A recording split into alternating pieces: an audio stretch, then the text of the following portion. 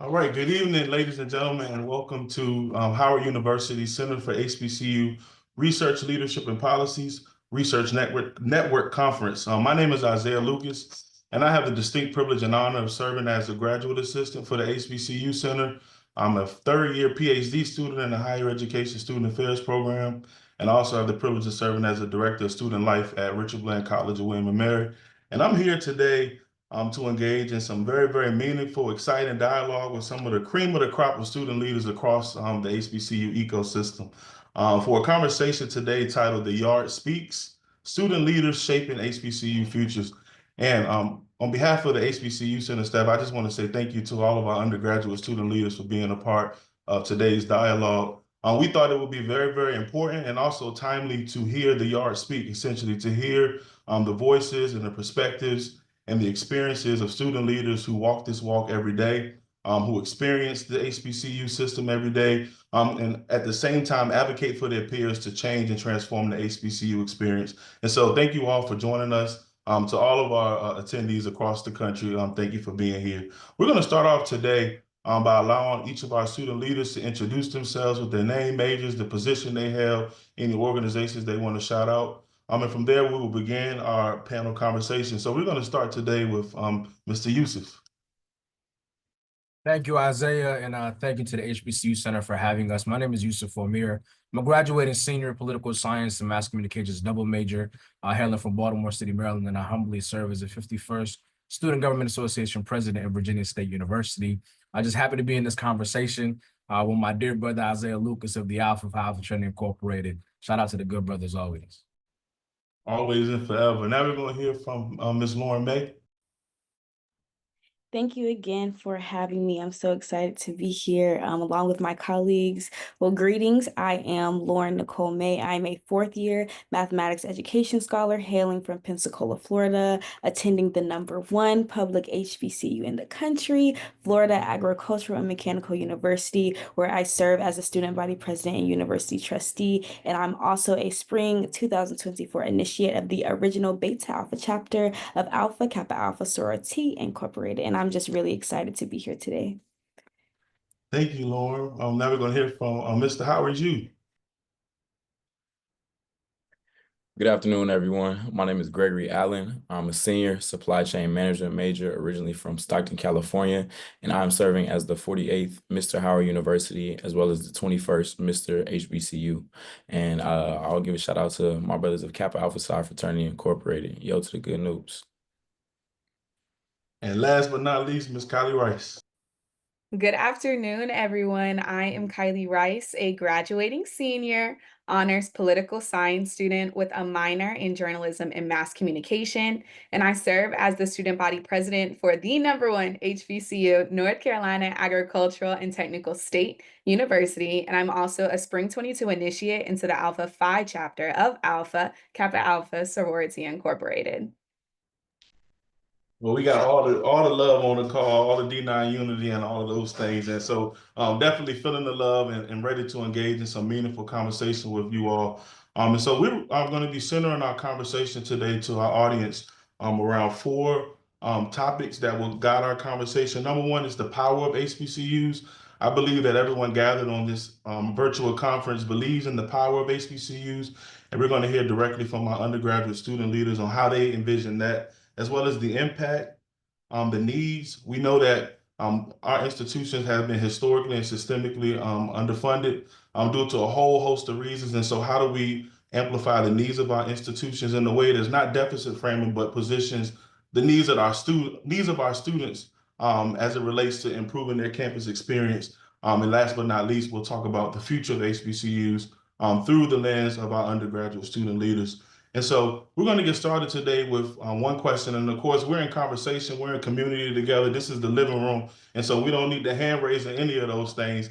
But I'd like to hear from each of you all as to why you chose why did you choose a HBCU? You have a million options to go to, but you chose to attend a HBCU. And I'd like to hear a little bit about why. Yeah, I'll kick us off. So I wanted to go to an HBCU during high school. That's when I identified that I really needed to go to one, especially during George Floyd and seeing what the state of the world looked like. I was like, yeah, I have to get out of these predominantly white spaces and go to an HBCU. Specifically, I was not aware of North Carolina A&T State University, even though it is the largest HBCU in the world. I'm from Atlanta, Georgia, so all I heard was Spelman, Clark, Morehouse, and all of those just things that were always around me. So I did know that I wanted to get out of state. I needed to be away from home, and A&T happened to give me a full ride scholarship. I only applied to 5 HBCUs, and I didn't even want to tempt myself with getting the white dollars that I knew a PWI would throw me. So I was very intentional about my college application process, and A&T stuck out to me when it threw me that bag. I had to chase the money, and I do not regret that decision at all. A&T has molded me into the individual and most importantly, student leader who I am today. And I cannot thank my university enough for that. Yes.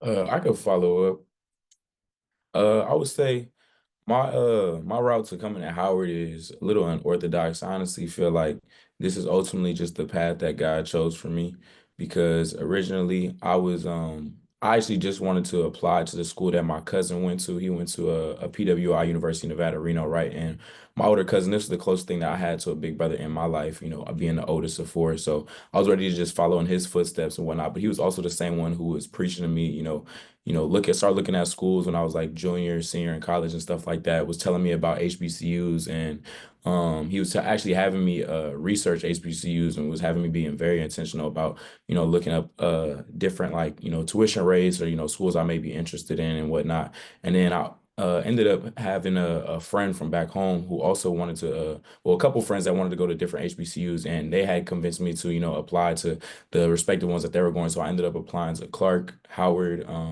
Morehouse, and Morgan State.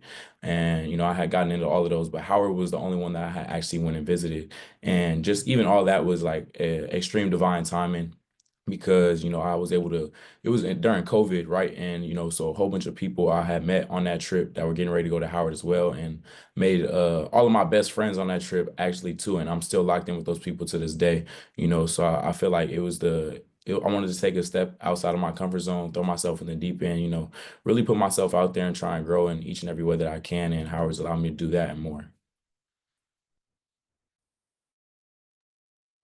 I guess I'll go ahead and tag along. So I would say I made my decision in high school as well. I would say probably my senior year. Growing up, I've always been put in predominantly white spaces. I went to private school from K4 to eighth grade, and then in high school, I was a part of the International Baccalaureate program at my high school. So even my classrooms were still filled by individuals who didn't look like myself. And I knew that I really wanted to be surrounded by individuals who looked like me, but not only that, had the same drive and just had the same goals that I did. So I knew that I wanted to go to an HBCU. Um, I applied to maybe like five or six HBCUs. I actually got into Howard before I got into FAMU. Crazy thing, FAMU was playing with me a little bit, but to what really solidified my decision is I'm in state. I'm from Pensacola, Florida. So Howard, it was a little too far. So I felt a lot more comfortable coming to FAMU, and it's literally been the best decision that I have ever made in my life. Molding me into the person I'm becoming, and also I know it's preparing me for what I want to do post grad. So I definitely am indebted to my institution forever. Isaiah, I should have went first because these are all hard to follow, but all great testimonies overall. I'm from Baltimore City, Maryland, and in 2015, I got to witness firsthand my city tear itself apart and kind of just erupt from within with the drastic murder of Freddie Gray.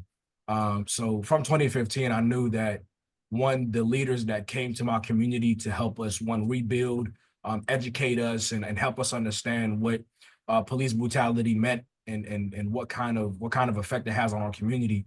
And for just some odd reason, each public figure that came was either a Morehouse man or a A&T graduate or a Rattler. or a Howard Bison. So I'm looking at all those people growing up in Baltimore. The only schools that we had around was Towson University, University of Maryland at College Park, UMBC in Baltimore County, Salisbury University. These were all the schools that came to visit us at our high school. And I remember one day we had a HBCU grad fair. A huge shout out to all the counselors and high school counselors, white, Black, Latino, who just continue to reach out to admissions offices at HBCUs. And Virginia State University happened to be at that college fair, and they were the only HBCU giving out admissions on the spot. I remember walking up to that tent. I got a certificate that was signed by the university president that said I was admitted to Virginia State University. I took it home.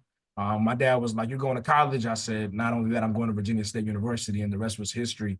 But I'm really just drawn back to the fact that it was those leaders who, some of them were student body presidents. I remember Mr. and Miss Morgan State were heavily involved in 2015 to come and talk to the community. They were in the church. They came to our schools. And they kind of just highlighted to us what our community was going through at the time. And it was certainly a difficult time, but for them, they kind of just, they made it simple for us to understand that it wasn't us versus another group. It was just us understanding what we were up against. And I'm very proud to say that now I got a Black mayor, I got a Black governor, and the second Black woman to become a United States Senator is from the great state of Maryland. But I'm very excited. I had to go away from home a little bit because nobody wants to be home. Mom and dad popping up on you every 2 minutes. I had to go out of state, but I also wanted to make sure that I was close enough to go home in Baltimore. But that was why I chose Virginia State University. They gave me that opportunity. I got that certificate in hand, and I made sure to never apply to another school. I had my one, and I made what I had to do with that, Isaiah. I hear all of these things, and thank y'all for sharing y'all's reason for choosing your institutions. I'm thinking about all the 12th grade seniors that may be watching, or parents of those who may take what you all share with them and instill in them the next, instill in them exactly what you all share so they can join this legacy. And I'm also thinking about the power of HBCUs. And so when you think about just notable alum, when you think about Rosa Parks, Martin Luther King Jr., Thurgood Marshall, Jesse Jackson, Kamala Harris, the list goes on and on. These great Black leaders who have all been graduate of Black institutions. Piggybacking off of that, my question for you all is, how is your experience at an HBCU, specifically as a student leader at an HBCU, empowered you to step in leadership and advocacy roles?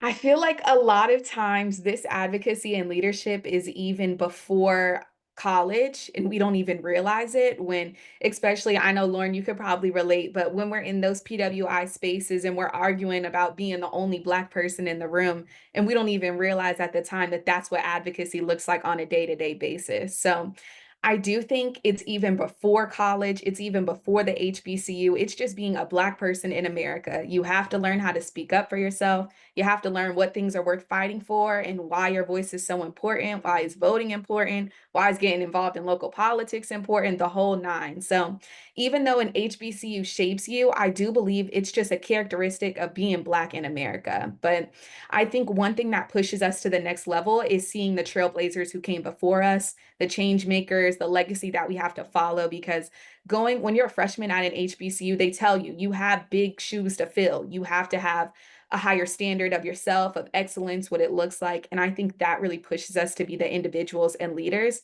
And plus, at an HBCU, you're surrounded by so much greatness. You're looking at the person to the left and to the right of you, the people who came before you, and you're just inspired. I've never not been inspired at my HBCU. I'm always seeing somebody push to the next level, and it makes me want to get even more involved than I already am, or speak out even more than I was doing before. But I do think it's innate when you're a Black person in America. You have to speak out. You have to speak up for what you believe in. But I do think attending an HBCU really pushes you to the next level because you're surrounded by greatness. And there's no other space that can just mimic what an HBCU has going on. Like, there will never be these 4 years again where you're surrounded by just beautiful Black joy, Black excellence.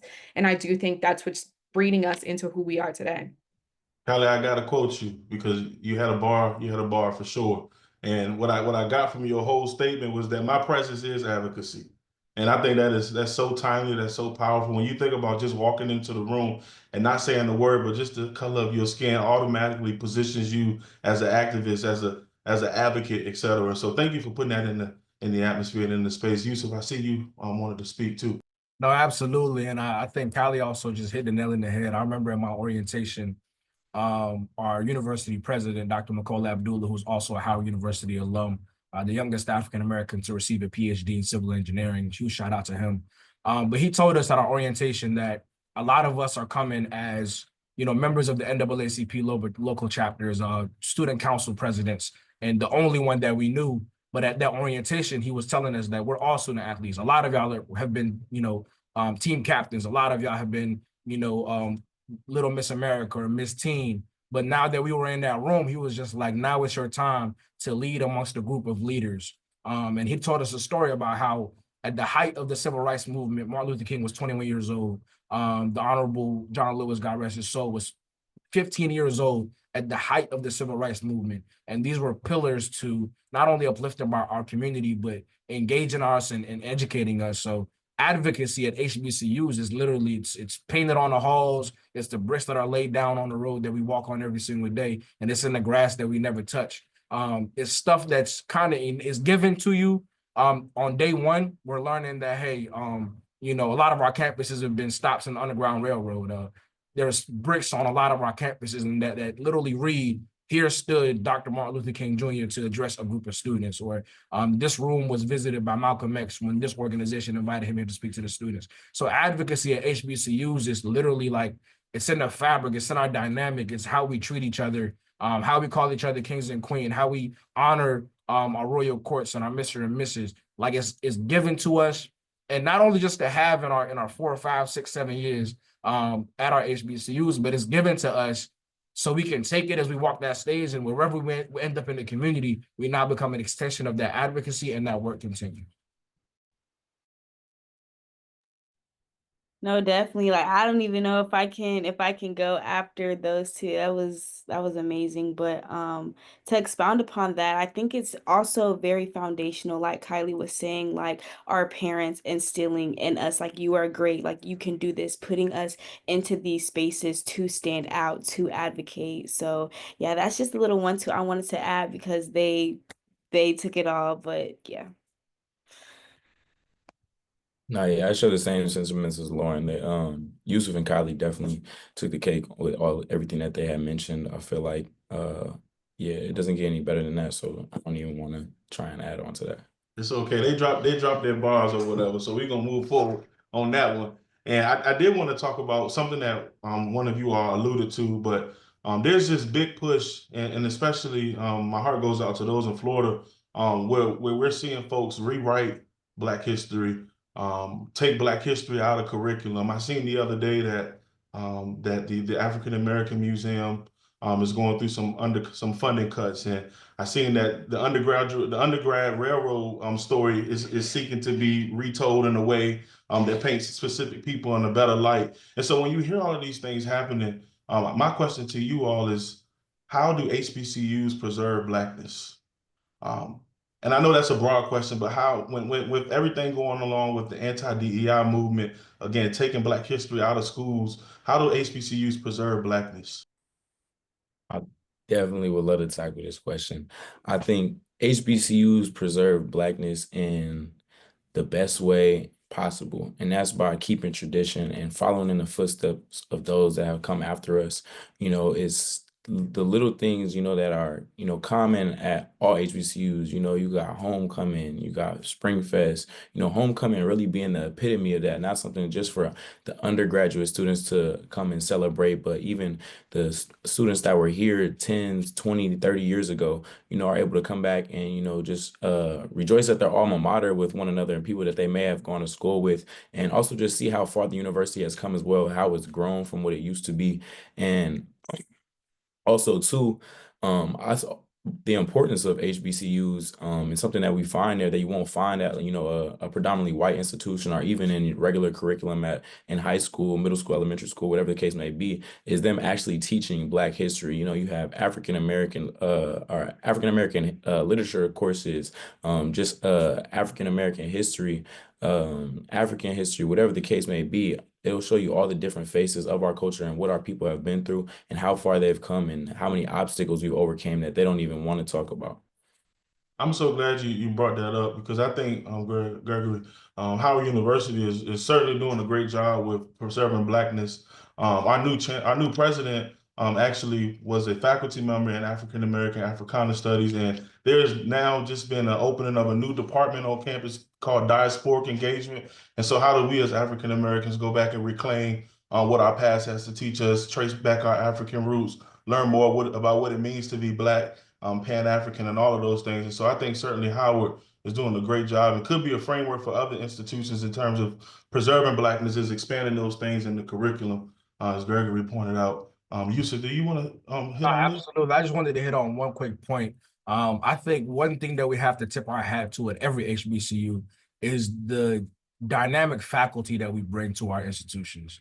At every HBCU, there are subject matter experts who are part of our faculties, whether they're our provost, our department chairs, our deans. And I'll be remiss if I didn't shout out another HU grad, Dr. Zoe Spencer, who is one of our sociology professors here at Virginia State, and she teaches a class called Ethnic and Race Relations.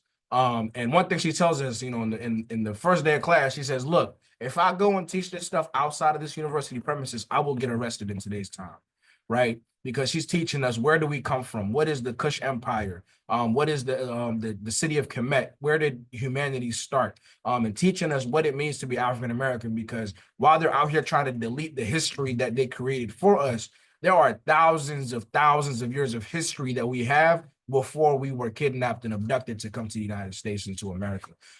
So those are the people that, we give a huge shout out to our chancellors, presidents, our board of trustees, board of visitors, who bring these quality subject matter experts who were taught at HBCUs. They go, they get degreed, and they give us the greatest service of all time when they get to come back and just give us back that knowledge that they have known, learned. We got so many Black PhDs. I'm just so proud, and I can't wait to join those ranks myself. It's coming. I'll touch on it. Oh, I'll touch on it a little bit. I would say it's having those leaders who are not afraid to stand up and, stand up for what is right. And I would say, especially being in Florida and also being the only HBCU that gets like federally funded from the state, it's definitely harder for FAMU because there's always somebody's job that's under the thumb of somebody else. So I think it's just really, really important that we have leaders who are not afraid, to, stand up to these people in these rooms, to stand up for what is right, to stand up for our history. Because like you said, they're trying to erase it. And a lot of times there'll be things going on behind closed doors, or some people be too scared to stand up because of this or that and the third. So we really just need leaders who are like not afraid. I do have to echo what Lauren said, being a public state institution, it's much harder. You're under a microscope. The government is watching your every move. They're threatening funding left and right. And it just definitely brings another level. But I did want to echo what Yusuf said as well, in terms of the professors are the reason why HBCU culture is staying. I think more importantly than the curriculum that we're learning, the dialect in the conversations that we're having in the classroom would not be had anywhere else. And I do think that's the most important part of an HBCU. While you are getting that necessary curriculum, while you are picking up that course load, I think there's a lot of things that you're learning in the classroom that isn't distinctly taught in the book.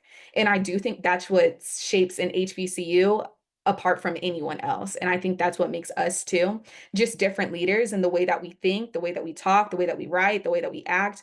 It's just in us. It's instilled within us. Those professors, they're really taking their time to mold us into the individuals that we are today.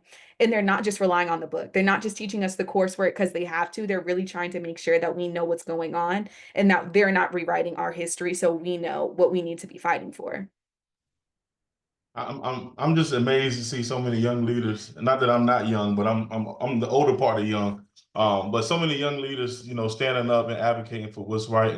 And that is truly embedded in the fabric of HBCUs from its inception until today. It's becoming a pillar of social justice movements. And so my follow-up question to you all, as you all continue to serve in your leadership capacities at your institution, is how have you used your role to contribute to greater social justice movements? What conversations have you all had? What things have you advocated for that not only impact students on the campus, but impact our people nationwide? For sure, I can hop on that first because I'm just so proud of my institution. I remember when I was a freshman, um, we all understand where our HBCUs came from. And from Virginia State University, it was chartered or created by a Real Justice Party post the Civil War. And of course, that was, white men who were pro-slavery, who were slave owners themselves. Fast forward 140 years, I'm a young freshman walking around. I got my phone in my hand. I'm like, okay, this hall is named Byrd Hall. Who was Byrd? And it turned out Byrd used to be this big bad white guy who just didn't like black folk. And we got all our student leaders together, and we made it our mission to say we don't want anybody who doesn't represent the fabric of our institution, represent our community, to have a name on a hall. And our university administration, which I believe that they're the best administration in the entire world, they work with our student body and they made sure that we name our halls, our residence halls, our academic halls, our commons. We named them not only after alumni, but we named them after Black professors. We named them after Black intellects. We named them after African leaders and the first president from Liberia, Nelson Mandela, and all these people. Like we chose names that really not only reflect where we are today, but how did we come here, but also they kind of paint a picture of where we're going in the future. I would be remiss if I did not mention the ANT4, who sparked the whole entire sit-in movement. Civil rights, social justice, all of it is just so serious at ANT because we really started it all. And that's really college students, though, worldwide, started every single civil rights movement that you can think of. So I do think social justice is taken to a completely different scale when you're talking about HBCUs and injustice and different things that we're facing. I know at A&T, we always just do so much to mobilize our peers. I know Howard can also say the same, especially with this past election, but that mobilizing, that common force, that uniting, we just know that there's so much power in numbers. So we do everything we can. We throw homecoming parties that are just dedicated to registering students to vote. We just get so creative when it comes to these types of times because we know how much the government is doing to stop us from voting. We know how much they're trying to kind of wiggle within our institution and in our framework to split our campus 5 different ways to make sure our votes aren't counted into one exact way, like they're trying to gerrymander our campus left and right. We just know there's so many slick things that the government is doing right now. So one thing we do is mobilize to the next level. And I think HBCU students do that everywhere, not only A&T, but I did have to shout out A&T because that sit-in movement, I think we would not be where we are today in America without the ANT4. So I did have to just pay my respects to them. Yeah, ANT4. I mean, to your point, that the ANT4, that Greensboro sit-in sparked nationwide movement of college students doing so much to get through the civil rights movement. So I think that was a well-needed shout out. Yeah, and to follow up with what Kylie said and how she mentioned the most recent election, right? That was I believe a pivotal time and really a peak of just seeing HBCUs, and then within those HBCUs, the Divine Nine organizations all come together to truthfully do any and everything that they can to support Kamala in her endeavor of running for president. You know, we're all trying to make history, and it just, man, the way that things played out just didn't make sense. Like I'm telling you, like being there on the campus, man, and like seeing the numbers turn up the way they did, it showed like there was so much power and love like in that one area. Just being at Howard, you know, of course we going crazy hard for her, you know, trying to do everything we can to help her win. And I feel like that was the same at every other HBCU as well, right? You know, we were all trying to make history together as a whole. And, you know, not only it ended up hurting, you know, seeing the way things came out, but at the end of the day, I feel like it showed us what we're capable of when we work together and, you know, what we can do when we all are, you know, pushing towards the same goal. And but something that I constantly try to focus on myself, and this is something I've really gotten just from being an older brother, right? Is being an older brother and not having an older brother. When I was growing up, I always wanted one, you know. So it switched my perspective to be the example, be the older brother that I always wanted to be. And so with that, I'm always trying to pour into the next generation, whether that be my direct family or whether it be a random kid I've never seen before. You know, I'm always gonna try and, you know, provide them with the resources, the knowledge and tips that they need, that I didn't know that I needed nor had when I was younger, right? You know, and something I had done this recently over this past winter break over Christmas, when I was back home, I went around to my alma mater and my high school, as well as a couple different high schools in the area with some of my other HBCU students here at my school, as well as Morgan State. And we were just talking to the kids about furthering their education at HBCUs and, the resources that are available for them there.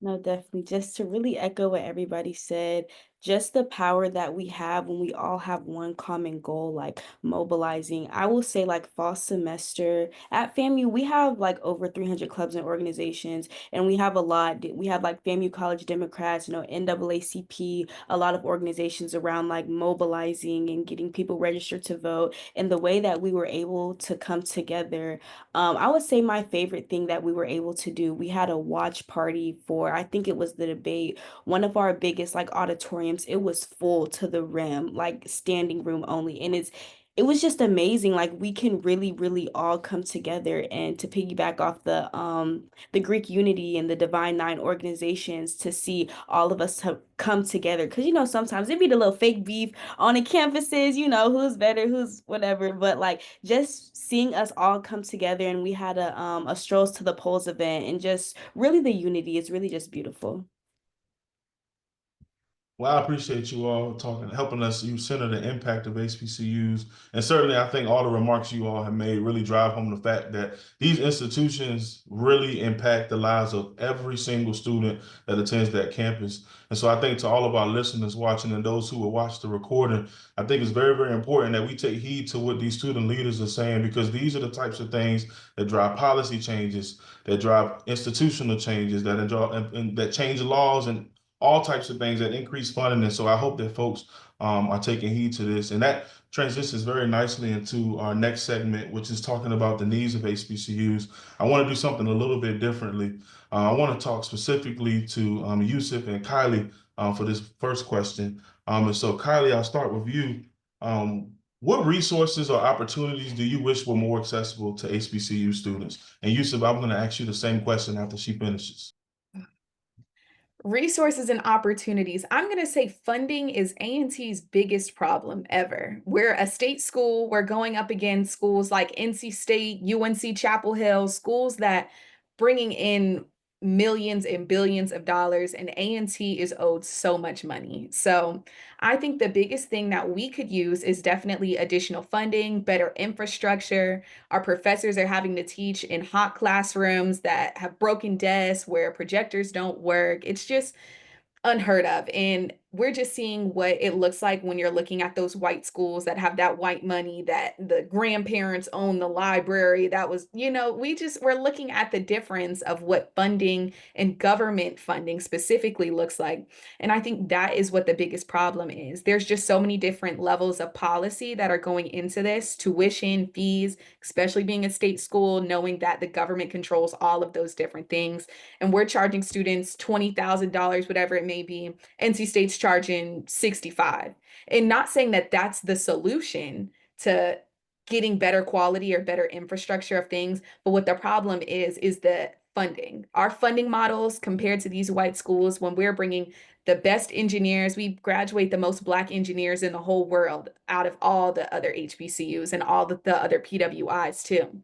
So just to see what we're producing and we're not getting in terms of revenue is just hard to witness. And I think that's A&T's biggest issue. And really the North Carolina system, that's our biggest issue I think just as a collective.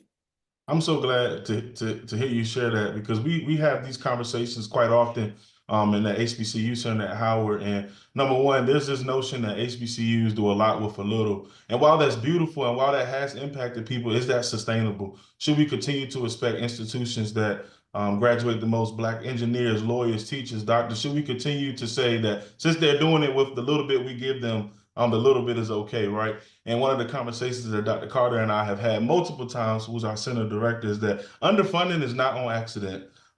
It didn't just happen. It was intentionally tailored to set these institutions back. And yes, we continue to preserve and continue to do what we say we will do and fulfill our mission.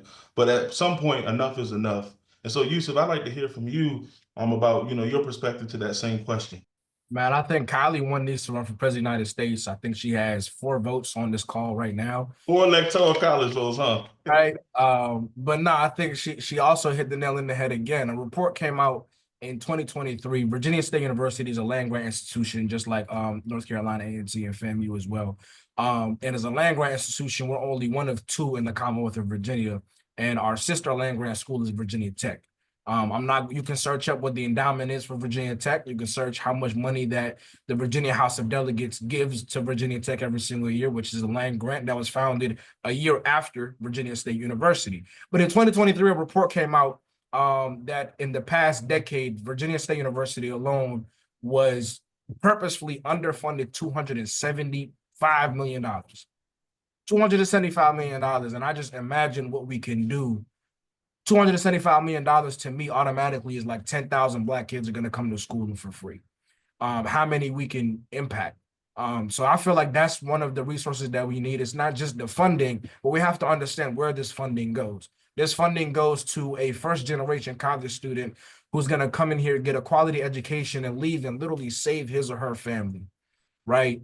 Who will in turn save his or her community. That's really big. But also one thing that I always look at, and I give a huge shout out to my Virginia State University National Alumni Association for all the work that they do. But as HBCUs in the bigger picture, our alumni need to do better. Our alumni need to reach in their pockets and give back, not only to their HBCU, but give out to HBCUs in general, right? Give to every HBCU, and let's start giving to the ones that are hurting the most. Let's give to Barb. I'm asking everybody on this call right now. If you have it, please, I'm not going to do the Marvin Sapp thing, but if you have it, give to Barbara Scotia College and understand how much history Barbara Scotia has. Let's think about Cheney University. Let's think about, I think it was Elizabeth City State, or Livingstone College, all these small HBCUs who are mighty and huge in history, right? These are HBCUs that have literally shaped our community. They made some of the first Black doctors, some of the first Black aviators. So I think the opportunity is in our alumni. And last thing I want to say is, if we don't give back, let's brag about our HBCUs like there's no tomorrow.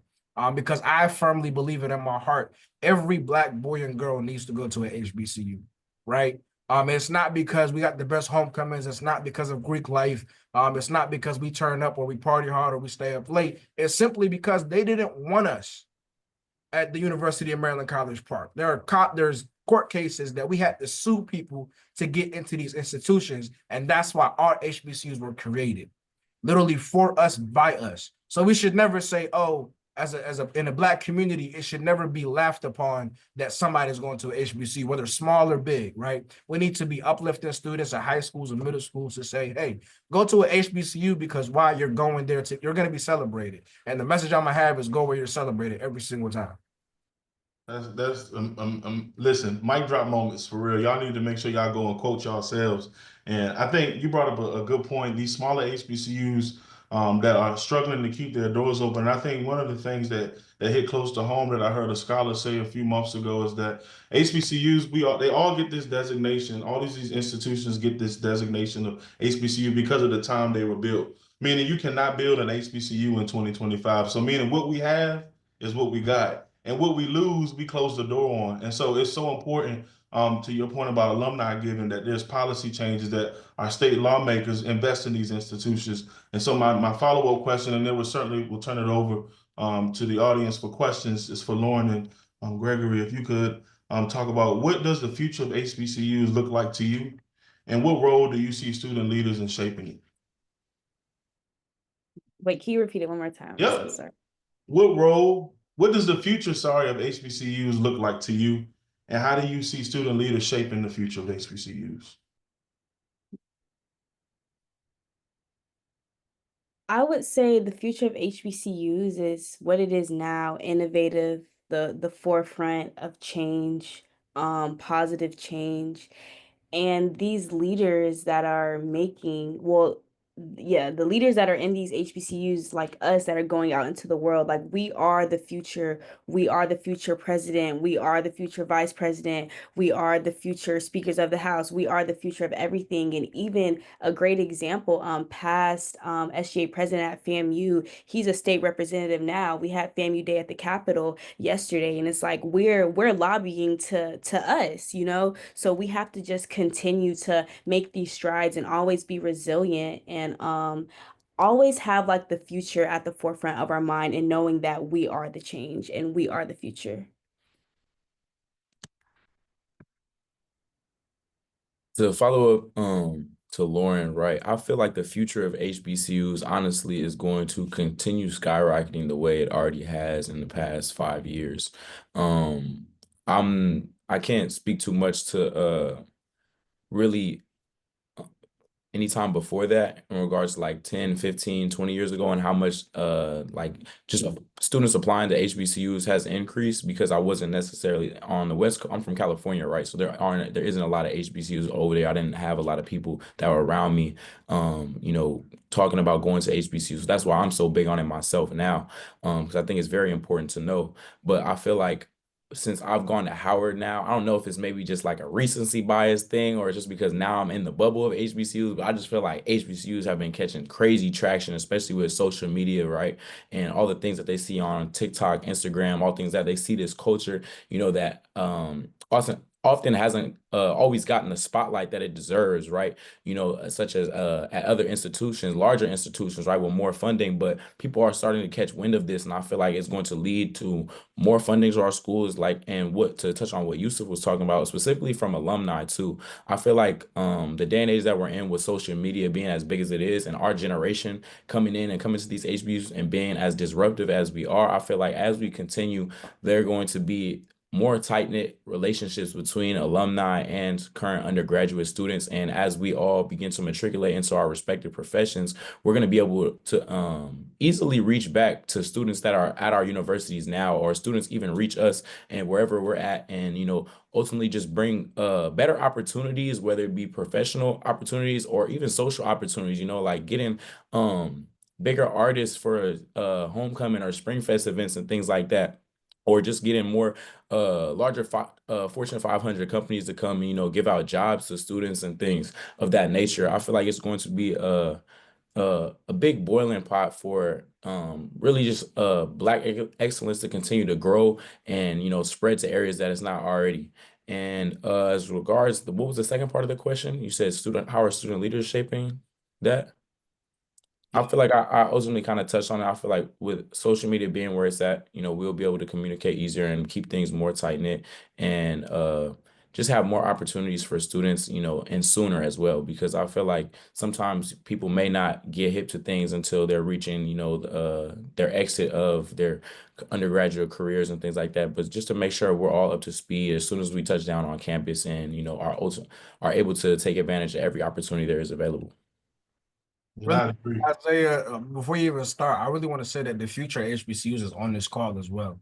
I think some of y'all I haven't met, I know Lauren I met, but looking at Kylie, a future attorney in these United States, right, giving back to our community. Lauren, a future educator. I know Greg in supply chain and management, and I'm not gonna lie, y'all got his title a little wrong. It needs to say His Excellency Gregory Allen Jr., right? Because that's the celebration that we have in our community, and the future is super bright when we have these kind of student leaders who are doing some amazing things. Shout out to Mr. HBCU, not only just Mr. Howard, but the king of every HBCU out there. That's a huge task. And it's also in the platforms that every student leader has ran on too, Isaiah, right? To every platform is a lot of times it's really for the students to vote for you, but when that platform becomes the reality, I always see that our communities surrounding our HBCUs are also affected by that same campaign. And if I could, I just want to touch on Kylie and Yusuf question. I'm gonna just drop this little one too. But as far as the funding, I don't know if y'all have seen it, but our pharmacy program has just like we just got our grant taken away, like over $16 million. But across the tracks at FSU, they're getting $10 million for a new football stadium. So it's just like y'all giving money to athletics and y'all taking our money for our academics. It's just, yeah, I just want to drop that one too. But I do have to add, because the funding, yes, the funding is just the conversation that's going to get us every single time. I remember learning about how when the UNC system started, each school charged $500 for tuition.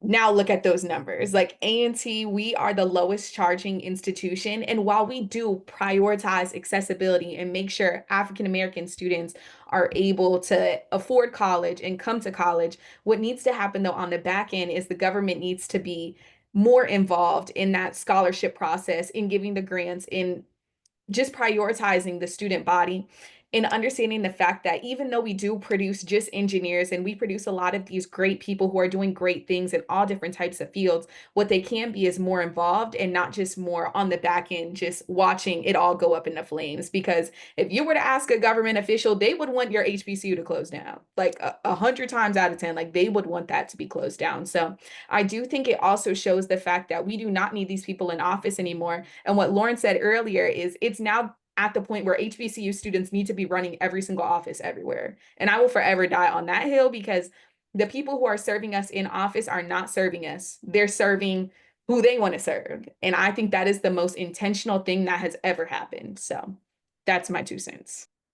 I thank you all for y'all's 2 cents because it's transformative. Greg, I see you got a thought too. Yeah, I was gonna say it's crazy because what you said, Lauren, is how they'll take $16 million away from y'all pharmaceutical program but give millions of dollars to invest into athletics because they want to benefit off the talent, the black talent that's coming there to bring more money in. And that's what's really crazy about it. But even stepping away from that, got to give a huge shout out to my brother Yusuf, man. And I want to just highlight, like the love that he's showing everybody on this call, man. Like that's the type of love that you will get going to an HBCU. Love from people that look like you. And it truly is special, man. It's something that's why people are able to go to these HBCUs and be so successful, because they're in these rooms where it's just constant uplifting and, encouragement and motivation to want to be better, but also getting told that you can be better and will be better. I'm so sorry. Last thing, I'm just You really, go ahead. but I haven't had a chance to meet Kylie in person, but I've met Yusuf and Gregory at NASAP and everything. And he's so right. Like, even though we probably only met a couple times in person, like even me and Yusuf will still check up in on each other and just really like uplift each other. And just like he said, like we're all champions for each other and we don't even know each other for real, but just the commonalities that we have, knowing that we all think the same, that we have something going for ourselves, that we're leaders of our institution, like that right there like bonds people together, and that's just what you get out of HBCU. Oh yes, y'all have been phenomenal, and I did want to just leave us with one more question. And it's you all have the opportunity to be advocates for all of the students at your campus. But I want you all to elevate this platform that you all are on right now. And if you could speak to every HBCU student in America right now, what would you tell them? And I'll get us started because I know that's a big question. But one thing I will tell all HBCU students, if I could talk to all of them in one room, is that now is not the time to chase clout. Now is not the time to ignore emails. Now is not the time to not answer the phone. Now is the time to pull your sleeves up and get to work, because all that is around us require us all to do work. And I know some of the folks on this call are graduating and going off to do great things, but know that HBCU advocacy exists in every aspect of any career that you can go into. Whether that's a lawyer, you should be advocating for institutions through legal matters. Whether you're going into medicine, how do you make sure that you bringing on HBCU graduates to your practice?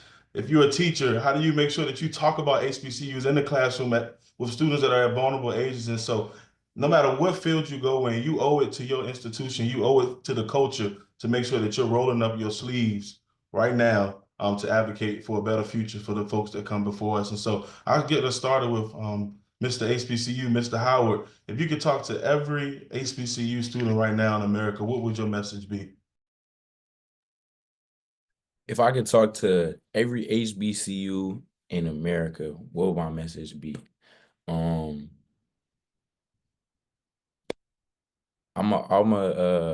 had said this verse when I was actually competing for the title of Mr. HBCU, right? And this verse means so much to me because it ultimately changed my life. And it was something I came across as I was getting ready to go to Howard, take this big leap of faith, or really just trying to figure out what school I want to go to in general. But the verse is Matthew 6, verses 25 through 34. Can any one of you, by worrying, add a single hour to your life? Seek first his kingdom and his righteousness, and all your needs will be given to you. Therefore, I tell you, do not worry about tomorrow. Tomorrow will worry about itself. Each day has enough trouble of its own. All your biggest accomplishments and everything that you could ever achieve are on the other side of your fears.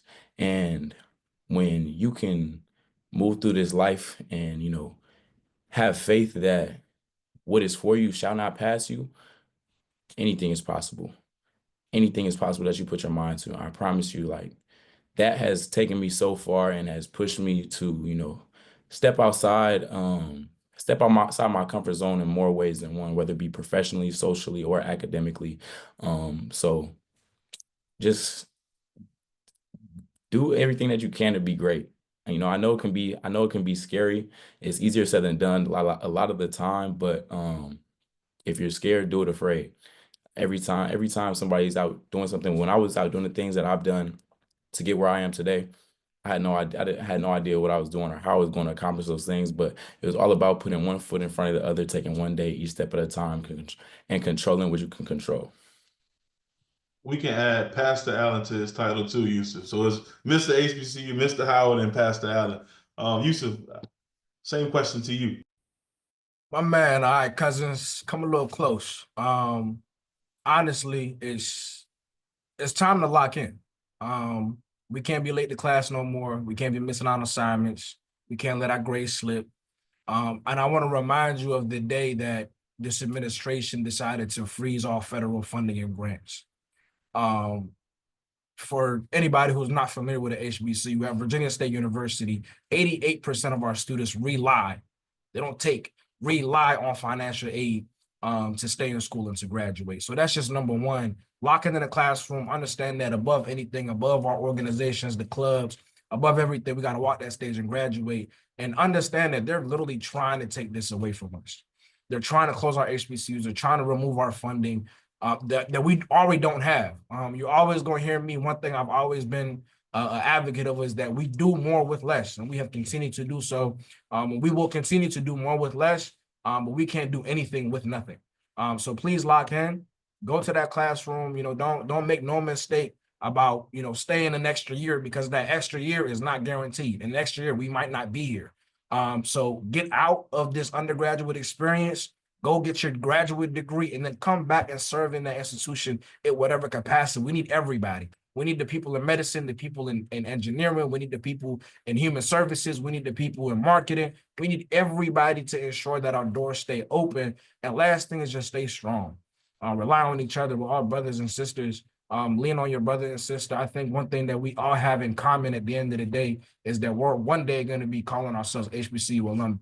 And in that fraternity or sorority of us being removed from that HBCU, it never ends. We will forever be proud graduates of a historically Black college or university, and that makes us family. But you got to stay with that family, rely on us. Let's respect each other. Let's be more with each other. This is now the time to continue opening our space and accepting each other and loving on one another.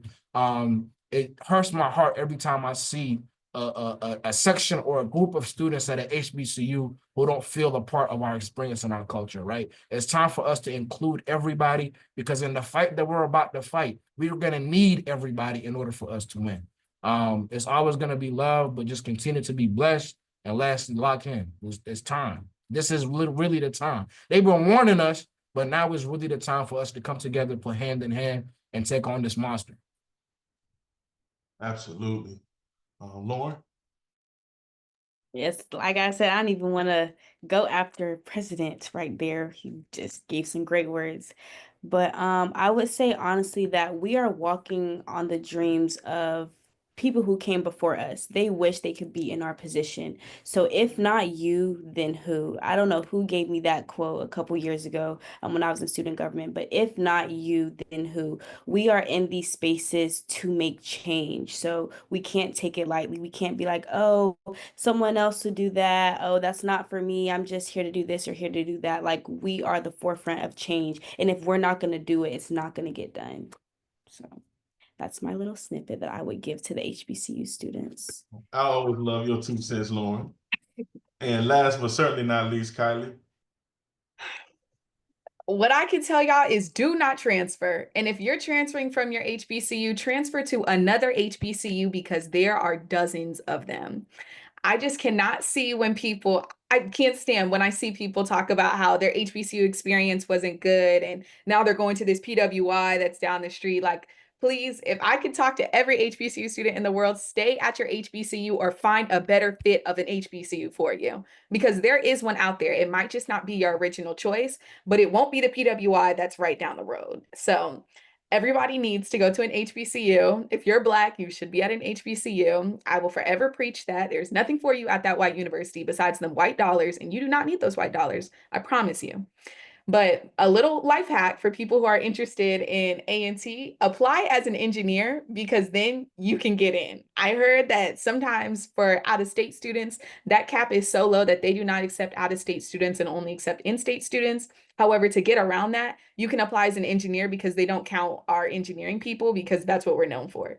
Crazy work, actually nasty work from the government, but beat the system. If you can't fight the system, cheat the system and beat the system. So if you're interested in A&T, then apply as an engineering major, but definitely go to an HBCU. Do your research. If you're at an HBCU right now and you're considering leaving, do your research on the other HBCUs around across the country, wherever it may be, but definitely stick to an HBCU. It is for you. Just find the correct one.